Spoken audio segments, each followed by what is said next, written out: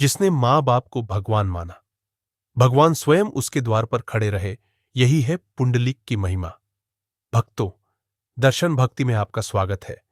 आज हम जानेंगे उस अद्भुत भक्त की कथा जिसकी सेवा, श्रद्धा और संकल्प ने भगवान को भी प्रतीक्षा करने पर मजबूर कर दिया। यह कथा है भक्त पुंडलीक की। पुंडलीक पहले साधारण युवक थे, अपने जीवन में सुख सुविधा में डूबे, मां बाप की सेवा से विमुख, यहां तक कि उन्हें अपने बूढ़े माता पिता का बोझ समझते थे। एक दिन वे कुछ संतों से मिले और उनकी बातों ने उनके भीतर आत्मबोध जगा दिया। उन्हें महसूस हुआ कि वे अपनी सबसे बड़ी जिम्मेदारी, मां बाप की सेवा, भूल गए हैं। उस दिन से पुंडलीक पूरी तरह बदल गए। अब उनका दिन माता पिता की सेवा में और रात भगवान का नाम जपने में बीतने लगा। पुंडलीक की सेवा भावना इतनी गहरी थी कि भगवान श्री कृष्ण स्वयं विट्ठल रूप में पुंडलीक के दर्शन हेतु पंढरपुर पहुंचे। भगवान पुंडलीक के द्वार पर आए और पुकारा, पुंडलीक, मैं तुझसे मिलने आया हूं। लेकिन उस समय पुंडलीक अपने माता पिता के पैर दबा रहे थे।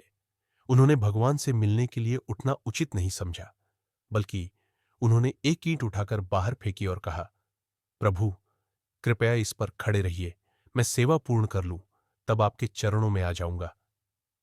भगवान मुस्कुराए। वे उस ईंट पर खड़े हो गए और युगों तक खड़े रहे।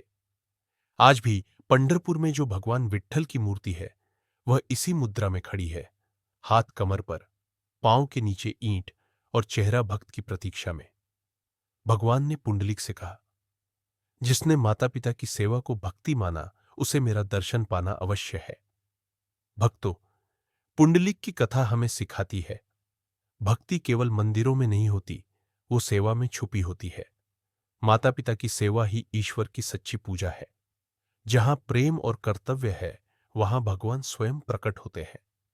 अगर आपको ये प्रेरणादायक कथा पसंद आई हो तो वीडियो को लाइक करें, कमेंट में लिखें, जय विट्ठल जय पुंडलीक, और जुड़िए दर्शन भक्ति के साथ ऐसी ही दिव्य कथाओं के लिए। हरि विट्ठल, श्री विट्ठल,